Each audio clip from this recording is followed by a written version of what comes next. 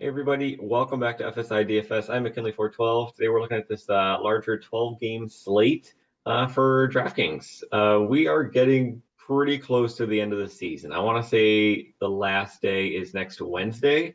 So lots of teams that just have nothing to play for. Lots of teams that are trying to save their pitchers for the playoffs. There's lots of teams that want to see what their prospects can do.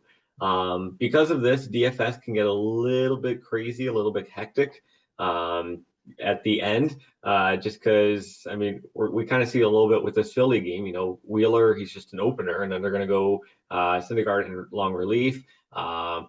Webb for San Francisco, he was pitching a gem last start out, and then they pulled him after 66 pitches. So you're going to see a lot of that kind of going forward here with pitchers, teams saving pitchers. It happened with Scherzer when he had the no-hitter and they pulled him in the 6th inning.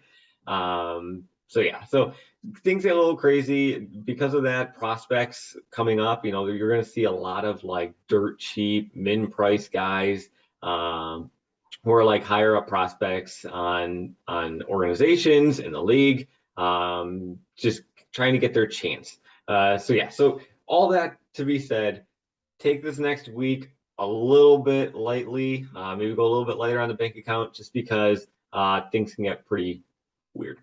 So some other that we have to be talking about, KC at Detroit, Tampa Bay at Cleveland, and Cincy at Pittsburgh. 3 games that could be impacted by some rain today. Philadelphia, you can see down here, I have them marked as winds are blowing in. They are in Chicago. They are in Wrigley. So the winds are just a little bit more important than, in other stadiums or parks. So, but pay attention to the weather, do all that kind of stuff, and let's dive into it. So McCullers and Ray, they're your top 2 pitchers on this slate in terms of salary. McCullers going up against Arizona, Robbie Ray against Texas. McCullers, he's doing fine. He came in kind of like halfway into the season, if not a little bit later. But he's doing great. He got a serious price increase though, $1,000 price increase. 10.5K, you're looking for around can he get that 25 to 30 DK points? I think he's more than capable of doing so against an Arizona team. He's got a high strikeout rate. His walk rate is a little high on the season, so you do have to be paying attention to that and wary of that. Robbie Ray, his ceiling is probably the highest of any pitcher on this slate. With his strikeout rate, he had 2 just brutal starts here. We could just throw those aside. That's not who Robbie Ray has been in the second half of the season. But you can see he's gotten 10 strikeouts, 7 strikeouts routinely. Again, he's looking for like that 25 DK point range, and he can more than capable do it. I wasn't really able to separate which one I really wanted to pivot more towards. Obviously, there's more research to be done throughout the day, but I think those are kind of your top 2 in terms of obviously salary. But I think there's one guy that I do like more point per dollar wise, and that's going to be Carlos Carrasco. So you could even put Carrasco up at the top. Maybe I even do that. Going up against Miami. How's he done against Miami? Look at that, 3-0, 4 starts, 22 DK points on average. Awesome, love it. Last time I mentioned Carrasco, he did phenomenal. We touted him in this Pittsburgh matchup, got 33 DK points for us. Now he's coming in at a similar price range, 9.3K, against the same team that he just got 25 DK points against, struck out 6, allowed 1 earned runs, and no walks. So Miami's a team that doesn't really scare me. Carrasco, he's more of a boomer bust kind of guy. If you look through the logs, he's a boomer bust kind of guy. It's how he's been his entire career. But I do like Carrasco in this spot, 9.3K. I think is a great play, especially if you kind of want to pivot off of some of the other well-known names. Who do I have after that? Snell and Anderson. I'm not really too interested in Snell and Anderson. They just kind of rounded things out in this 9K and up salary tier. Anderson going up against San Diego is not anything that I'm really super excited about. Snell going up against the Dodgers, again, not something that I'm super excited going up against. He's been fantastic as of late, except for that start against the Dodgers, the team he's playing today. He's seriously, he's got the upside. He's got the talent. It is there, but man, he struggles at times. So GVP at best for me for Snell, and I don't have any interest in Wheeler at 10.1. Just not really interested. Oh, Lynn, I completely forgot about Lynn there. Going up against Minnesota, I got one of the better matchups of the remaining guys on this salary tier. So if you want to throw him in there, sure, go ahead. He's a workhorse guy. He's always been a workhorse guy. He's going to get you 100 plus pitches. 100 plus pitches in every single start. So I don't mind him going up against Minnesota and their, what's their offense compared to San Diego, compared to Philadelphia and to San Diego, all that stuff. So going into the mid tier, I put Webb, if not on pitch count. I mentioned Webb earlier. He was doing very well, and then they pulled him at 60 pitches, and he wasn't injured. So not really 100% sure why he let's see. But he made an early exit as the Giants are managing his workload. All right, there we go. Yeah, so I probably should have just read that. But yeah, there's not any true reason why. Well, there is a reason, but they're pulling him early. I'm just rambling at this point. Webb, he's careful. Be careful. But I like his matchup. I like his salary the best of anybody in this mid tier. After him, Muller for Atlanta going up against Washington. How about Elder last night? Wow. 9 innings pitched, 6 strikeouts. Fantastic slate breaker. Loved it. We were all over him. He was our core SP1 on the slate last night. Fantastic. Muller, game logs don't look too pretty. But if you go with a bigger sample size down in the minor leagues, he's got a high strikeout rate. He was around a 30% strikeout rate in the minor leagues. So if he can control some of the walks, his strikeout rate is elite in the minors. Can it transfer into the majors? We'll see. He's got Washington, not a scary team by any means.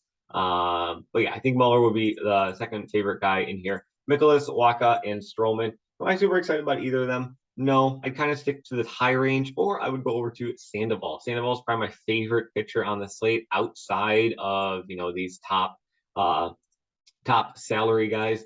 But Sandoval going up against Oakland, 6.9K. We love it. We love a sub 7K price tag on a pitcher who has 7, 8, 9 strikeout upside. So you can see he's doing very well as of late. Just a 3.02 ERA on the entire season. Going up against a woeful Oakland offense, sub 7K. I think he's my favorite play outside of those top tier guys. So if you are going cheap, go Sandoval. Marquez, he's got a nice matchup going up against San Francisco and outside of Coors. That's seriously a big thing, as you guys know. Over Bradish, so he's kind of rounding things out. As far as the fades, I don't like Lopez at all. The Mets have been able to absolutely smack him around so far this season. Davies, no interest there. Espino against Atlanta, no thank you. And Hauser's kind of struggled so far this season, so I don't have too much interest in him, especially going up against St. Louis, who's just an elite offense. Yeah, look at this. The strikeouts are just like non-existent. Oh my goodness. I knew it was bad. I didn't think it was that bad though. Wow. Okay. So not interested in Hauser there. So that's kind of the pitchers. Turning towards the bats, Atlanta, Houston, St. Louis, and the New York Mets. I think all 4 of those teams are like my top tier teams that I want to be targeting. I threw New York Mets over into the GPP just because it's not a great ballpark for bats. I put them more over into the GPP category, and they're a little bit expensive with their top tier guys, but I mean all these teams are. St. Louis has those cheap guys though, with Donovan, Nootbaar, and all those. Houston's got like the punt Maldonado, searching for a home run upside. Gurriel's cheap, so they have some guys in there.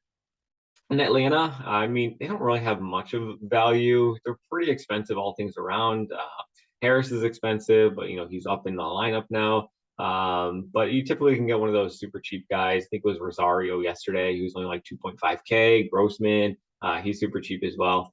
But regardless, I put Mets over in the GPP category. You could throw any of these teams over there if you want. Just kind of manage check ownership, see how things are going. But honestly, Mets could honestly be a top tier team if you want to look past all the salaries and ownership and all that stuff. So I love each of these teams. I mentioned that New York Mets absolutely destroy Lopez, or they have so far this season. If we look at his game logs, 16 innings pitched, 21 earned runs, 34 hits, an ERA over 11.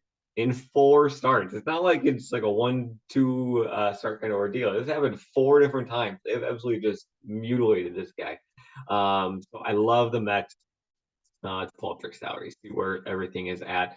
Yeah. So obviously Lindor, he's in play. Nimmo, it's the lefties that you're looking for. But do they have some cheap guys? Well, maybe if Guillorme's in, 2.5K. Yeah, he hasn't done too well. But I mean, he's a cheap value play who could be hitting behind the heart of the order there, maybe in that 6-7 spot, who could do well for you, kind of, get some RBIs. But yeah, Atlanta, Houston, and St. Louis. Atlanta is going up against Espino and Washington. Espino has just really struggled. I already talked about how you can get kind of those cheap value plays in the outfield for Atlanta. Guys like Rosario, even Dickerson, 2.1K. He's super cheap. Grossman, 2.7K. One of these guys is going to be in the lineup, if not two. And you're getting them at sub 3K. So kind of why Atlanta is a little bit higher up in the tier, going up against Espino. Houston on the other side, Alvarez Tucker. Those are going to be your first 2 targets for sure, 100%. And they've seen a little bit of a price drop off. Alvarez is 5.8, Tucker's 4.8. Alvarez has been hitting the ball pretty well as of late. You can see 3 straight games with a hit.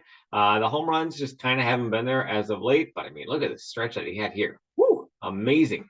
But now he's back at home where, let's see, 20 home runs compared to the 15 on the road. So maybe the home runs come back today, especially going up against Davies, a weaker pitcher who allows a lot of hard contact. But yeah, if you're going with the Houston stack, start with Alvarez and Tucker. Altuve, Bregman, even though they're righties, they do hit very well. Gurriel's a cheap play. Mancini's a cheap play at 3.3K, 2.8. I already talked about Maldonado at 2.4K. You could be targeting them there. And as far as St. Louis goes, I mentioned Hauser. He's just really been struggling so far this season. We looked at the logs. He's got like 5 strikeouts in the past 4 starts combined. Strikeouts are not happening. So St. Louis is not a team that you want to be limited on the strikeouts because they have some serious bats, as we know. Goldschmidt, Arenado, those are your 2 guys that you're going to be starting off with. Donovan, DeJong, Molina, Pujols. Pujols' price is creeping up. It's up to 3K now. I mean, it's still a joke. But it's the cruel game that DK is playing. If you're going to fade Goldschmidt, if you want to get Pujols and the price, you're fading Goldschmidt. And that's the dirty game that DK is playing with us. But they do have some cheap guys that you could be targeting in here. Donovan Newpar, Yepes if he's in, Dickerson, all that stuff. So I think those are like the 4 teams I would be targeting and that are really standing out. The Yankees, going up against Berrios, he's been like boom bust pitcher for his whole career. He's kind of like a Carrasco light. So the Yankees, I mean, just targeting their power bats. Berrios can have some trouble with the home run from time to time, so throw them in there. Toronto going up against Talon. I don't know. I put them right after. I was kind of feeling what I do is I pick the top teams that I want to target. This is how I thought this sheet. And the 4 teams I wanted were Atlanta, Houston, St. Louis, and New York Mets. And I wanted to see, which of these teams is going to get the lowest ownership, or do I expect to get the lowest ownership based on salaries, based on, talking to the industry, all that stuff. Obviously, I record these early on, so it's tough to get like where the industry kind of is at this point. But yeah, so then I'll kind of clump them into the top GPP, top category. And then I'll look for some cheap bats. Who's a team that I could pair with some of these top guys? And then the leverage tax. Who's going to be the most owned pitchers and kind of leverage out from there. And then the remaining teams, I take them, I have them in a big pool. Who are the cheap guys? Who are the leftover leverages? Who are the remaining top teams that I like from there? But if they're like super absurdly expensive, they kind of go over in the 150 max. That's what you see with the Dodgers and San Diego. And it just kind of happened today where Toronto was kind of like a leftover team. So maybe I can even just put there's a gap here. There's a gap, and then it's Toronto and then Seattle and everything else. Philadelphia, I think they have great home run upside, but again, winds are blowing in, so that's kind of concerning. Boston, Baltimore, shootout they had last night. Maybe that goes again tonight. The offenses, they can produce. And going up against some weaker pitchers here. So don't mind that there. But yeah, so fill in. I think it's just stick with these 4 teams, fill in with some cheap plays from Minnesota. They're all very, very cheap. Baltimore, Boston, they can have some cheap plays that can, in a high total run game, filling in from there too. So that kind of covers everything. Obviously, it's a large slate. I can go on forever, but I won't. Again, this is the last week of the season. Things get crazy. Prospects are called up. Pitchers don't go deep into games, managing workloads. It just gets wild. So go a little bit lighter on your bankroll. But as always, good luck in your contest, and we will see you guys in the next video.